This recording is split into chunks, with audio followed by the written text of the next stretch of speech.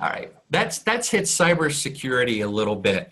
One of the things that I can share, and this, believe it or not, is an extremely toned down version of where we could go with this.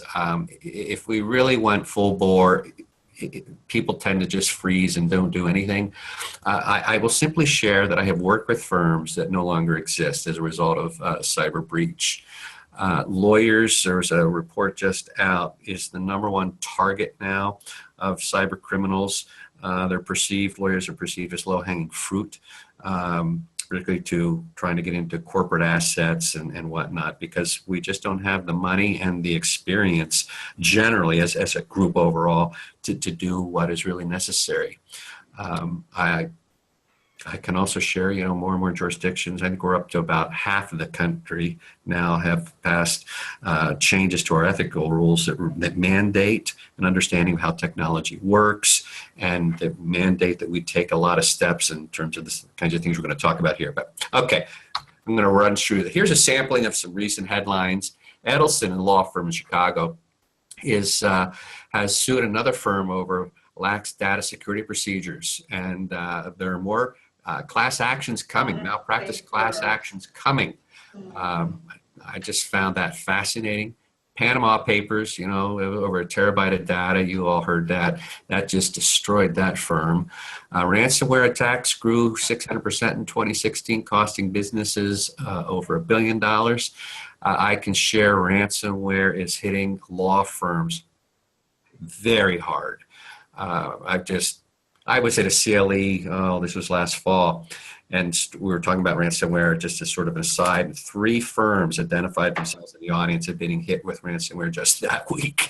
And it's just like, okay, I appreciate your helping me.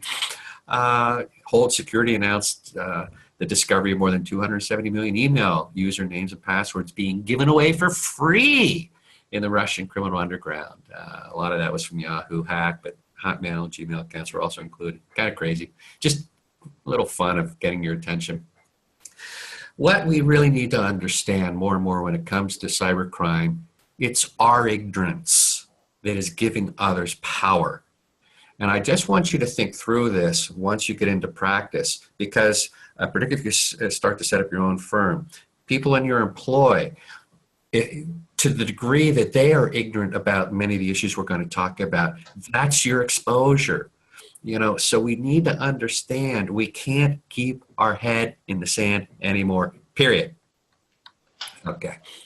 And why do you need to care? Every expert that I've talked to in cybersecurity says it is absolutely not if, it is only a matter of time, it's simply when. 80% of the AmLaw 100 have been breached since 2011. It's crazy what's happening. So, okay. And here's really why you need to care, because if you do nothing, this is just some of the things that you need to deal with and think about. There is legal liability to others for the loss, theft, or unauthorized disclosure of personally identifying information, names, birth dates, socials, that kind of thing. Legal liability for loss of third-party corporate information. Being subject to regulatory action for the failure to comply with state breach notification laws. 46 states have these laws, you guys included. Having to cover the costs of responding to and recovering from a breach. Can be very expensive. Of course, reputational damage and loss of revenue, again, just due to having to deal with the breach. Okay, so there are real costs to this. Cybersecurity is the goal, and again, more and more, our rules have been modified. 1.1 competency in many jurisdictions now mandates that we understand what software and hardware tools do and don't do. 1.6 confidentiality has been modified to mandate that we take steps to prevent the unauthorized access to and unauthorized disclosure of client confidences and these kinds of things. And then, of course, the 5.1 and 5.3 make this our responsibility just to make sure that everybody in the firm knows what to do and how to respond and are educated and are not naive and ignorant, if you will, of the issues. Being cyber secure means we need to protect all this data. And this is the kind of stuff we need to think about. Personally identifying information. Again, the state breach notification laws will identify this stuff, but names, socials, birthdays, places of birth, addresses, and of course, all the other client confidences and property that we have, more and more that's just completely digitized. But there's financial and medical information as well. How many of us are taking credit card numbers? We have health records of clients, health benefit account data, bank account numbers, usernames, and account passwords. And remember, it's not just our clients. A lot of these systems, think about HR, have our stuff there too. You know, you are personally impacted on these kinds of breaches, and sometimes very, very significantly. That's the goal, to protect this stuff. So the first thing I want to talk about is passwords. I'll tell you, a password policy that is enforced would prevent a lot of the things that's going on. And, you know, I could share all kinds of stories about this, and I won't get into all the specifics.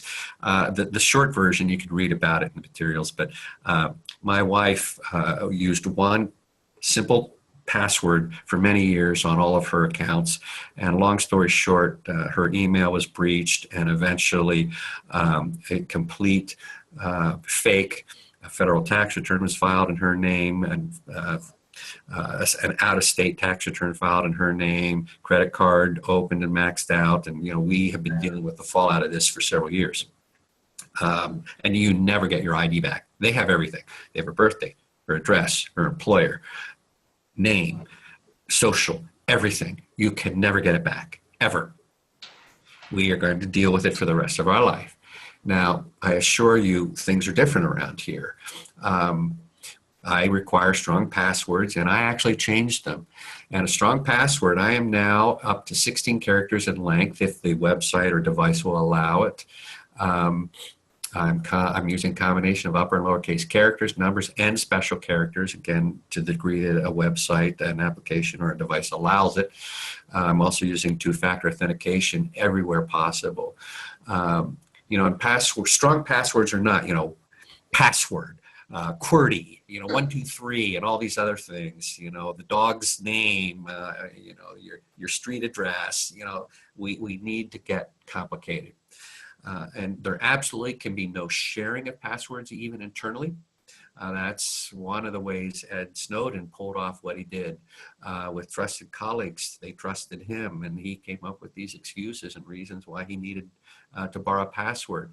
Well, the reason he really needed to borrow it was so that the record of the breach isn't tied to him. Okay, no sharing of passwords. Always decline. Remember password on devices that aren't your own. You know, if you're out at a hotel, please don't use hotel networks. Or I'm sorry, you know, the computer that they put in the lobby. Bad idea. Don't write them down, you know, that kind of thing. We need to maintain a master list. There are various ways to do this. What I do here for my wife and I use a password safe. I just forgot the name of it. Oh, good Lord. But it's, well, there's things like RoboForm. That's the one I use, RoboForm. But LastPass, you know, and the younger we are, more of us know, you know, what I'm talking about with password managers. But there are business versions of these things, and they are absolutely essential and mandated in my mind.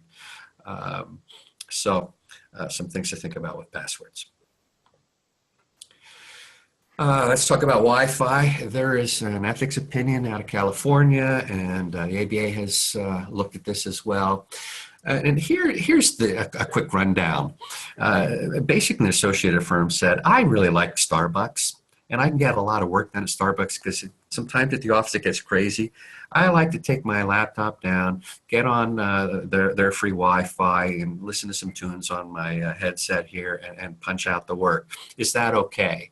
And the ethical response was, that is so stupid and so high risk, it is absolutely not okay unless you have written permission and awareness from your clients to do so. I assure you that if any attorney asked us if they can use open public Wi-Fi in furtherance of working on our matters, we're going to find another law firm, period. Just not going to happen. I think that that's really interesting. Like at our courthouse, the courthouse has an open Wi-Fi. It's called Uh-huh. Ada County Lobby, and that's what they expect all of the attorneys to hook to. I mean, we have an annex office there, and we still use that Wi-Fi Okay. in our laptops. And I was just in trial yesterday and today, and we have to hook all of our laptops to that to Okay. use them like in the courtroom, and that's what's expected. But patrons are using it. I Defendants. understand. Is Now, that normal? it's normal. It's not necessarily safe. Please understand, there are times where I even have to use, and I do a fair amount, open public Wi-Fi. But when I do, I have to do it in a very secure manner. And we need to have policies that are enforced to talk about this so everybody's educated. If I don't know, if I go into a hotel and I've not been in the hotel before, I'm going to ask, what is the SSID of this location?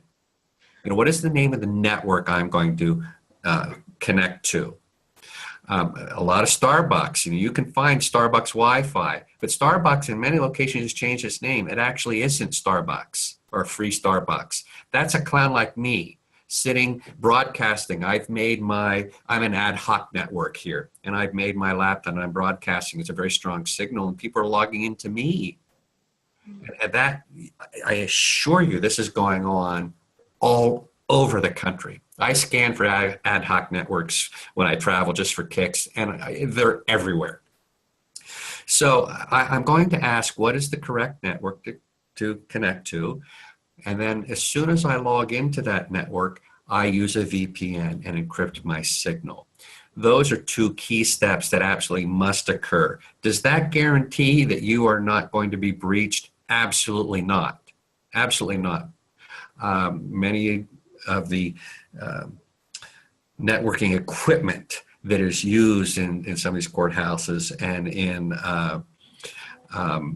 hotels and airports and whatnot have hardware flaws that aren't being patched. But it meets our ethical obligations. So whenever we're using Wi-Fi, you must be encrypted 100% of the time, period. That is not optional. If you don't want to do that, the states that have addressed this say you have to have client awareness and written permission to be unencrypted, because they need to understand the legal ramifications to them, the security ramifications to them that you are taking, okay, in the course of representing them. It's sort of the analysis here. So as long as you're using encryption and you're careful about what network you're actually connecting to, I'm good with it, okay? We can talk briefly about encryption more and more. I think we are very near having it mandated. Email isn't secure. The best description I've heard of email is, think of email, the equivalent is writing a postcard in pencil and putting it in the just in the mailbox. That's about how secure it is. It just is not secure at all. So if you can encrypt email and you're that sophisticated, and it's going to get easier sooner rather than later, it's coming quickly. Certainly do that. Otherwise, if you're going to send confidences via email, put them in an attachment and password protect them, and that will give you a basic level of encryption in current versions of Word and Acrobat and these kinds of things. It's a very easy solution to the problem. Smartphones, they have to be encrypted if there's any client information on them at all. I'm just saying, I've heard too many breaches now. It's not optional. The baseline in terms of competency and 1.1, when it's just one setting that has to be enabled, on the iPhone and current versions of the iPhone, it's just putting on a password, using the password function, and it's a full disk encryption. Android, you go into settings, it's one setting, encrypt the device. It's incompetent not to do it. Laptops, PCs, backups, again, I use BitLocker because I'm a Windows 10 guy, but there are more and more of these tools come with built-in encryption, and if it's not, you can go out and get full disk encryption that's password on and off. It's just not optional anymore. Too many firms, I could tell you story after story where backups are stolen and there's no password, there's no encryption, and 20 years of client data for 30 attorneys, real story, was stolen out on a external hard drive that was sitting in a trunk being taken off site for the week, and somebody just broke in. The cloud is an interesting situation. I like the cloud. Carriers like the cloud. It needs to be used responsibly. In terms of access, you need to have your the signals must always be encrypted. But where we're moving quickly with the cloud is, and I'm not a fan of Dropbox, but if you're going to use Dropbox and things like that, I appreciate the convenience of them. We are moving quickly toward mandating that if you're going to use these kinds of tools, you must control the encryption key. As opposed to allowing Dropbox to get in and out of your stuff whenever they want and to respond to subpoenas without even you being aware of those kinds of things. And there are freestanding software tools that allow that. The model is going to change, I think, before too long, where services like Dropbox and others will allow you to do that. I think that's coming. It's already starting with things like Spider Oak, so that's coming. That, again, thinking through all of this, password management is mandatory. We need to make sure this is going on. Okay. Let's talk a little bit about wire fraud, and I encourage you to look at the article in your materials at some point at your convenience. I can simply say that this is rampant again, and I do not use that word lightly. We had a situation where a spoofed email was sent to a lawyer, a very, very experienced corporate real estate guy, right on the eve of a closing, and he didn't catch the spoofed email. In other words, one letter of the email address was changed, and he didn't catch that. And he printed out changed wiring instructions, gave them to the staff person that's moving money, and $850,000 was sent to the wrong bank and wrong individual, and they couldn't get it back. That's not malpractice, so the malpractice policy doesn't cover it. Their commercial business package didn't have a crime endorsement. So long story short, this firm is out $850,000.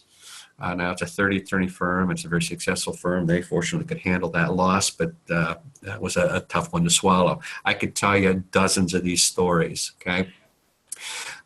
So what I really, a takeaway here is I'm just trying to underscore we need to be sensitive and aware of how social engineering works, okay? Yeah, we can't, and when I say we, everybody in our firm needs to be aware of this, particularly anybody moving money. We don't open email from unknown sources. We don't open attachments from unknown sources. We don't give out information over the phone that we haven't initiated the contact with. If some guy from India calls up saying they're from Microsoft and you've got a problem on your computer and they want to help you, we just need your credentials here and get on and turn your computer. That's a bad idea. So we need to really start to educate and be aware of social engineering attacks. That's just the way it is.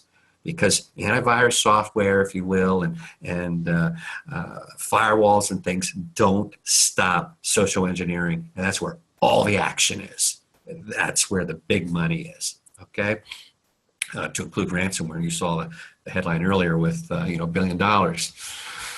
Okay, you can insure for these risks. That's the good news. I just want to underscore it's not a malpractice policy, it's cyber liability policy. These are the kinds of things that I'm not trying to sell insurance. I'm just creating awareness. So few businesses are even aware that this kind of insurance exists.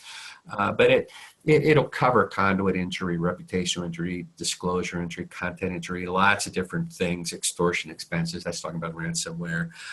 And sometimes theft of money. But honestly, most of these policies don't. So you need to comparison shop and really look at what these things cover.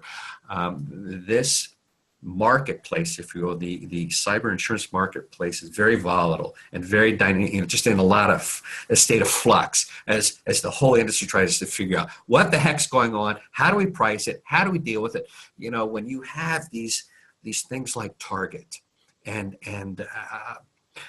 the Anthem, and Yahoo, for that matter. These are huge, massive events.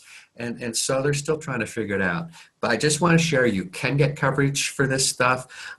If you don't have theft of money in your cyber policy, you can look at a crime endorsement to your general commercial package, those kinds of things. So there are ways to do it. Just please understand, this is not professional negligence, these kinds of missteps in terms of these cyber crimes, and they are not covered under a malpractice policy. And finally, just some basics to think about. It's not optional anymore. You need robust internet security suite installed on all computers and all mobile devices, to include home computers. If anybody's using a home computer to do some work or even dial in remotely to the mothership, if you will. Data encryption on all mobile devices, including backups, again, not optional. Effective patch management coupled with most current software versions is highly, highly recommended. Mandatory on the patch management. Attorney and staff training on insider negligence is, in my mind, now absolutely essential and should be mandated at every firm. We need to establish a protocol for secure use of Wi-Fi networks, strong passwords, regular backups of critical data, and robust security hardware, intrusion detection, firewalls, those kinds of things. So